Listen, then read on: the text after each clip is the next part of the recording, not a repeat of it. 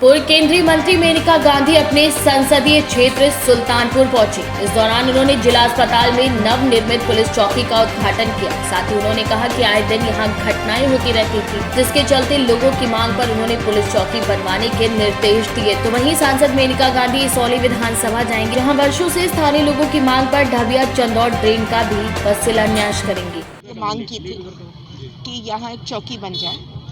मैं धन्यवाद देती हूँ पुलिस के एसपी साहब को और सीओ को, जो उन्होंने बात हमारी मान ली और यहाँ एक उन्होंने बनाया है चौकी। ये ज़रूरी है अस्पताल के लिए। कल 2 मंत्री आ रहे हैं, एक आ रहे हैं 5 करोड़ रुपए दे रहे हैं वो खेल के सुविधाओं को बढ़ाने के लिए, और दूसरा वो जो बहुत दिनों से जो मांग थी कि एक इसौली में एक मतलब बहुत बड़ी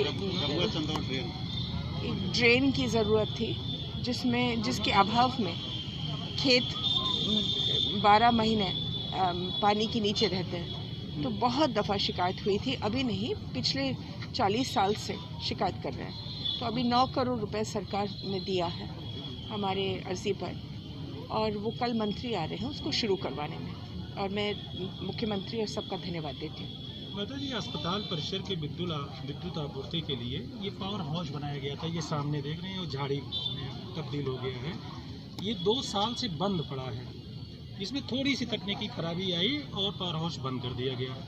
मैडम, वो जो सप्लाई होती है, जो नया जो हाईवे बन रहा है, ब्रिज बन रही है, उसमें वो कट गया है और वो कंप्लीट हो जा रहा है। ब्रिज बनने के कगार पे तब उन एक्शन से मैंने बात किया था, तभी वो जो पानी के बीच आपने जवाब सुन लिया सीएम से?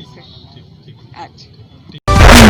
वहीं दूसरी तरफ सुल्तानपुर के इकलौते पंत स्पोर्ट्स स्टेडियम का जल्द ही कायाकल्प शुरू हो जाएगा। स्टेडियम के जीर्णोद्धार और आधुनिकीकरण के लिए खेल मंत्री उपेंद्र तिवारी और सांसद मेनका गांधी ने स्टेडियम पहुंचकर इसका शिलान्यास किया। 5 करोड़ की लागत से स्टेडियम में खिलाड़ियों के लिए इंडोर और आउटडोर स्पोर्ट कोर्ट तैयार किए जाएंगे। उन्होंने कहा कि अब तक प्रदेश के ग्रामीण अंचलों में केवल 80 स्टेडियम थे, लेकिन खेलो इंडिया खेलों के तहत 39 नए स्टेडियम का निर्माण कार्य किया जा रहा है।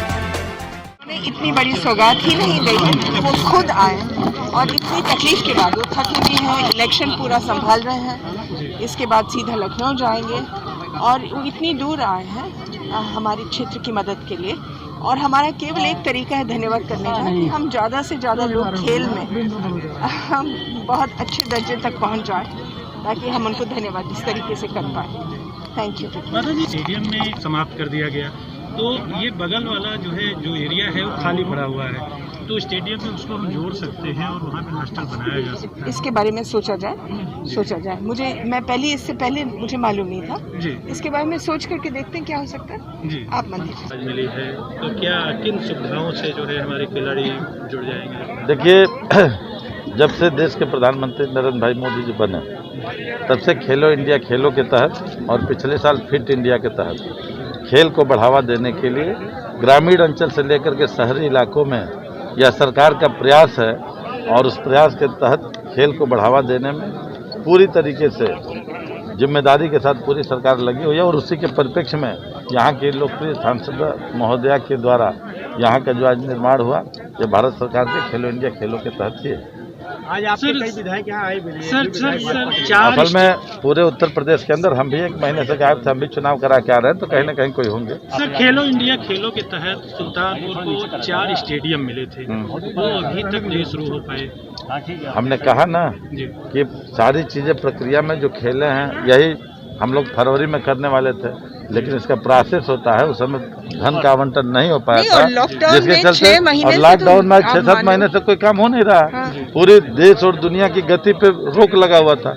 मैडम से कई बार बात हुई, या बीच में भी हो सकता था, यह काम आज 7-8 महीने पहले इसी तरीके से वो सभी पड़े हुए हैं, बहुत तीव्र गति के साथ। आने वाले दिनों में आपको लगेगा कि जितना हो सकता है। और जानते हैं, खेलो इंडिया खेलों के तहत आज 39 स्टेडियम बन रहे हैं ग्रामीण अंचलों में। आज़ादी के 70 साल में मात्र 80 स्टेडियम थे, और 2.5-3 साल के अंदर 39 उसमें अतिरिक्त बढ़े। यानी हम कह सकते हैं कि जो 70 साल से काम नहीं हुआ, उससे आधा काम 3-3.5 साल के अंदर उत्तर प्रदेश के अंदर हुआ, और भारत सरकार के चलते। बिल्कुल। तो इस तरीके से खेल को बढ़ावा देने के लिए आप सुल्तानपुर ही नहीं, प्रदेश की तरफ दृष्टि डालिए, तो तरड़ ताल से लेकर के और जिम, जो नौजवानों का झुकाव है, और इस तरीके की जितने खेल हैं, सभी खेलों को बढ़ावा देने के लिए सरकार कटिबद्ध है और उसी दिशा में सरकार का प्रयास है। सुल्तानपुर से केकेडी न्यूज संवाददाता आशुतोष श्रीवास्तव की रिपोर्ट।